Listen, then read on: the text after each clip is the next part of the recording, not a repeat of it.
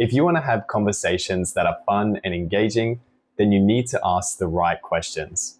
In this video, we'll go over 3 ways to ask questions that are almost guaranteed to make people love you. Well, maybe they won't love you, but you'll definitely leave a good impression. So rule number 1 to follow is to encourage excitement. You can do this by directing the conversation towards what the other person is passionate about, because the majority of us love talking about our passions, especially when the person that we are speaking to is genuinely interested in what we have to say. It's pretty easy to find out what excites someone. Usually you can just start by asking simple small talk questions along the lines of, what are your hobbies? Or what do you do for work? I find it's best to start with these safer questions and slowly build from there, rather than trying to dive right into these more complex and personal topics. You'll need to look out for the cues that clearly display excitement. If their face brightens when they mention a certain topic, then stick to that. If you can do this, you'll always leave a good impression, and you'll create a fun conversation that both parties can benefit from. Rule number 2 would be to ask follow-up questions. Once you have found what the other person is interested in, ask them follow-up questions based on that topic. This will create a great flow to the conversation, and it shows that you're truly engaged with what they're saying. The biggest mistake you can make is by changing the topic right after someone shares something that they're interested in. As an example, if someone responds to your questions about hobbies and says something along the lines of, I love playing footy, me and my mates play every weekend, don't then immediately change the subject by saying, oh, that's cool, so what do you do for work? Instead, it'd be much better to ask a question based on the subject of footy. Something like, oh, that's awesome, how long have you been playing footy for?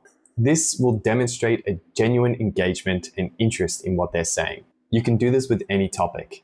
Even if you didn't know anything about footy, you could express that by saying something like, oh, I've never really been into a sport like that. What makes you love it? However, all of this will only create an engaging conversation if you show a genuine interest in what the other person is saying. Don't fake interest. It's obvious and no one likes it.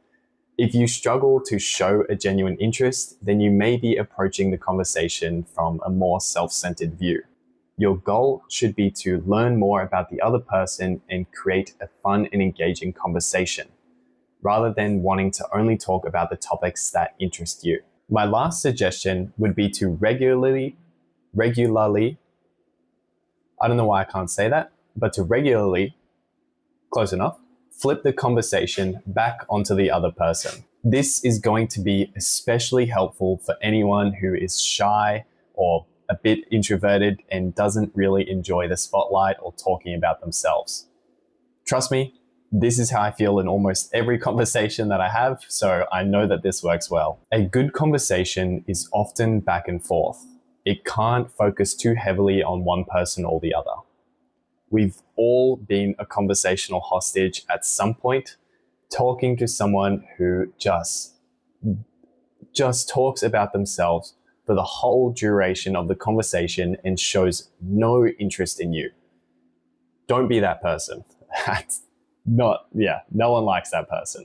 When someone asks you a question, answer honestly, display your passion, but after you finish sharing, flip the conversation back onto them. For example, if you and I were trying to get to know each other and you asked me a question about my hobbies, I might respond by saying something like, honestly, I love playing video games in my spare time. It's been a hobby of mine since I was a kid. Have you ever been into gaming?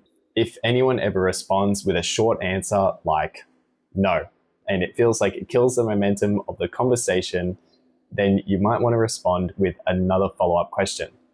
So with our example from just before about video games, I might say something like, that's fair enough, I guess they're not for everyone. What were your hobbies when you were growing up? In my experience, I find that this creates a healthy back and forth and really shows that you care about what the other person has to say. And that's all the suggestions that I have. So a quick summary of those 3 points is number 1, encourage excitement.